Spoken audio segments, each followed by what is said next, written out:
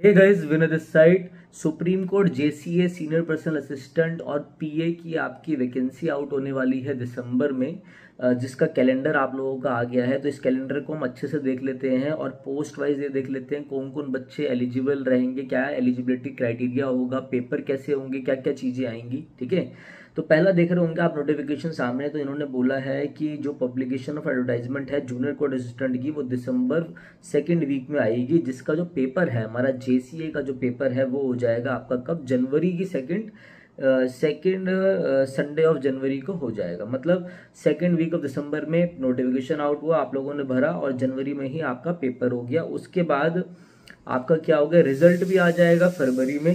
और फरवरी में ही आपका क्या है, थर्ड संडे ऑफ फरवरी आपका क्या होगा, टाइपिंग टेस्ट होगा। फिर आपका क्या हो जाएगा, फर्स्ट संडे ऑफ मार्च से पहले पहले आपका रिजल्ट आ जाएगा टाइपिंग का। देखो इन्होंने पूरा अच्छे से दे दिया। ठीक है, उस descriptive marks third Sunday of March रहेगा। मार्च का मतलब जो भी थर्ड संडे होगा उसमें डिस्क्रिप्टिव टेस्ट होगा। ठीक है, और आप यहाँ से देख लो उसका भी क्या हो जाएगा, before second Sunday of April से पहले पहले रिजल्ट आ जाएगा। फिर इंटरव्यू की भी आपको डेट बता दी है, second and third week of मई।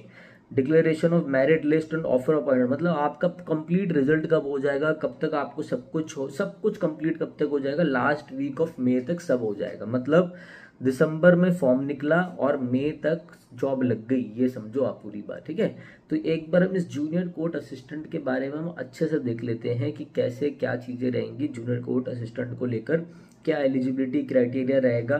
तो मैं आपको लेके चलता हूँ जरा। ये पेपर जूनियर कोर्ट असिस्टेंट का इससे रिसेंट में निकला था 2022 में मेरे हिसाब से। तो ठीक है, एक मिनट रुकिए मैं जरा आपको बता दूँ। हाँ, तो देखिए एडवर्टाइजमेंट था डेट 18 जून 2022 का, सुप्रीम कोर्ट का जेसीए का। तो पहले इसकी एसेंशियल क्वालिफिकेशन देख लेते हैं, आप लोगों को दिख रही होगी। Bachelor degree of a recognised university, bachelor degree होनी चाहिए आपके पास क्वालिफिकेशन के लिए। और मिनिमम जो आपकी टाइपिंग स्पीड है इंग्लिश की वो 35 होनी चाहिए। ठीक है, 35 से ज़्यादा होगी तो वो आपके लिए प्लस पॉइंट ही है, उसमें आपको कुछ एक्स्ट्रा मार्क्स मिल जाते हैं सुप्रीम कोर्ट में। ठीक है, बस आप इतना ध्यान रखना कि मिनिमम जो है वो 35 चाहिए। हाँ, नॉलेज ऑफ कंप्यूटर इसमें होना चाहिए, कंप्यूटर ऑपरेशंस के बेसिक नॉलेज आपको होनी चाहिए। तो तीन आपको एसेंशियल क्वालिफिकेशन पता चल गई जेसीए को लेकर। एक तो आपका क्या है, बैचलर डिग्री है, ग्रेजुएशन होनी चाहिए। दूसरा आपका मिनिमम 35 स्पीड होनी चाहिए और कंप्यूटर की नॉलेज होनी चाहिए। अब एज देख लेते हैं हम। एज क्या है, 18 से 30, above 30 years of age age on इतना। ठीक है, 30 साल से ऊपर नहीं होनी चाहिए, 18 से 30 होना चाहिए जेसीए में। ठीक है, सारा आपका पता चल गया आपको। अब इसका एग्जामिनेशन देख लेते हैं कैसे होगा, ये भी आपको स्क्रीन पर दिख पा रहा होगा। देखो 100 नंबर का पहला इसका प्री रहेगा। देखो 3 फेस में ये होंगे, ये ध्यान रखना।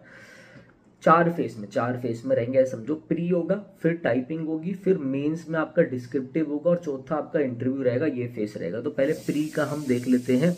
जो बच्चे हमें जानते हैं पहले से उनको पता है, DSSB JJ junior judicial assistant का पेपर हुआ था। जैसे ये जेसी है, यहाँ पे आपका भी जेजे का पेपर हुआ था डिस्ट्रिक्ट कोर्ट का, और उसमें भी डिस्क्रिप्टिव में और प्री में हमने बहुत अच्छे हमारे बच्चों ने क्लियर करा, बहुत मतलब अच्छे नंबर्स में हमारे बच्चों ने क्लियर करा। ठीक है, तो डिस्क्रिप्टिव की भी टेंशन मत लेना, मैं बहुत अच्छे से तैयारी करा दूंगा। ठीक है, अब आप देखो इसका प्री का आप देख लेते हैं। हमारा पहला क्या रहेगा, तो objective type of question paper with multiple choice answering containing 100 questions आपके रहेंगे, 100 क्वेश्चंस आपके रहेंगे। ठीक है, 100 में से इन 100 मार्क्स का रहेगा, 100 क्वेश्चंस में से आपका क्या रहेगा, 50 क्वेश्चंस तो सिर्फ और सिर्फ आपके इंग्लिश के रहेंगे। ठीक है, फिर 25 आपके क्या रहेंगे, 25 आपके उसके रहेंगे जीके के रहेंगे, जनरल नॉलेज के, और 25 आपके जनरल एप्टीट्यूड के रहेंगे। 25 जो जनरल एप्टीट्यूड का रहेंगे मैं आपको क्लियर कर दूं, वो है आपका रीजनिंग। बट इतना ध्यान रखना इसमें टाइम एंड वर्क, आपका सिंप्लीफिकेशन, नंबर सिस्टम और परसेंटेज और प्रॉफिट एंड लॉस के क्वेश्चन और रेशियो एंड प्रोपोर्शन के भी आ जाते हैं। मतलब थोड़ा बहुत मैथ्स भी आ जाता है।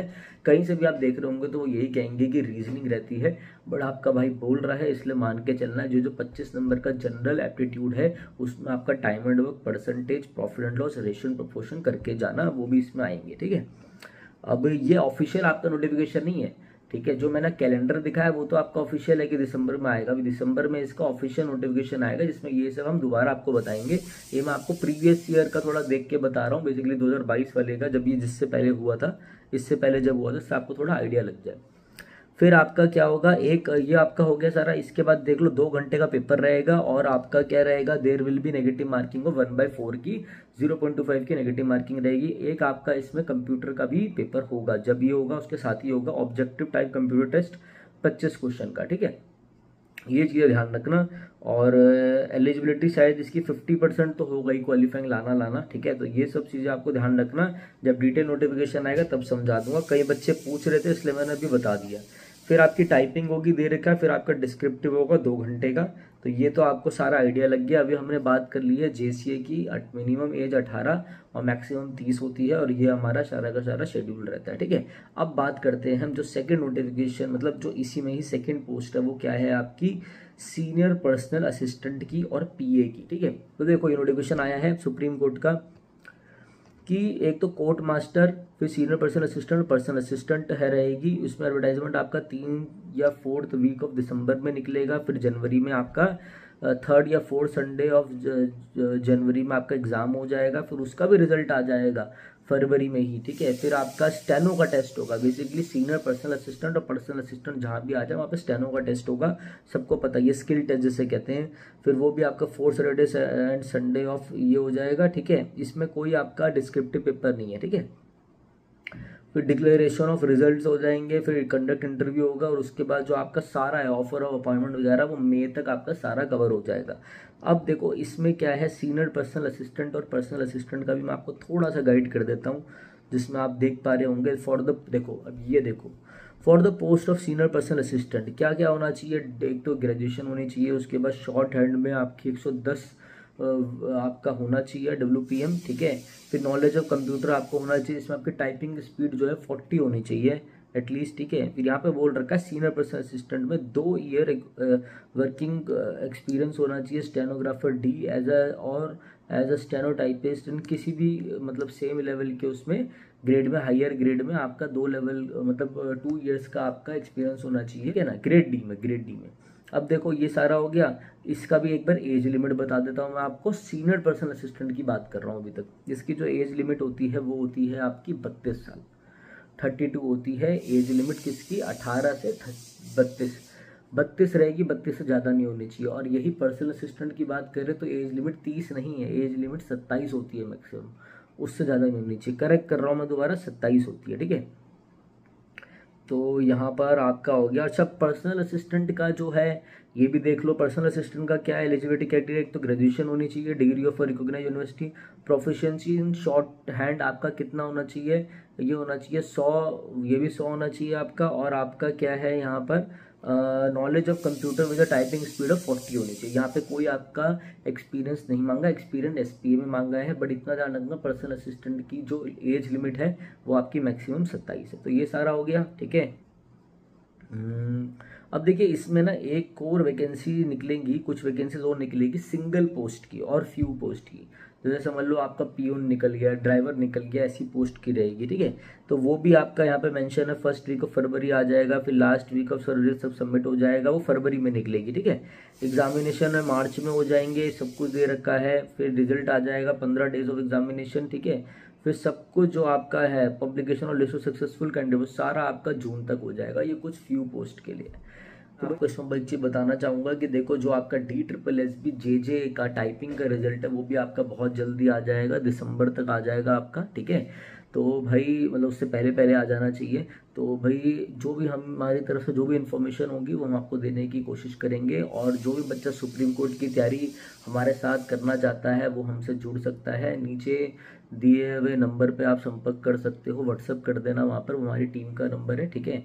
और DSSB JJ में जैसे हमने किया था, प्री में भी हमने बहुत अच्छा परफॉर्म किया था, ऐसे बच्चों ने बोला था, और हमने मेंस में बहुत अच्छा परफॉर्म किया था, वैसे ही हम सुप्रीम कोर्ट JCA और SP और PA में करेंगे, ठीक है। इंपॉर्टेंट चीज़ थी कि इसके मॉक्स हमने बनाने अभी से स्टार्ट कर दिए हैं, तो आपको सिर्फ 10 दिन के अंदर अंदर इसके मॉक्स मिल जाएंगे। तो जिनको भी इसके मॉक्स लेने हो वो नीचे दिए हुए नंबर पर अपनी क्वेरी भी पूछ सकते हैं और मॉक्स के लिए भी पूछ सकते हैं। ऐसी इन्फॉर्मेशन के लिए आप हमारा जो टेलीग्राम चैनल है वो भी ज्वाइन कर लेना, विनय कक्षा। यहाँ पर डेली हमारी वो कैब की क्विज भी होती है, तो आप यहाँ से देख सकते हो। ऐसे हमारी डेली वो कैब की क्विज होती है, यहाँ से प्रैक्टिस कर सकते हो। तो चलिए guys, thank you, have a nice day.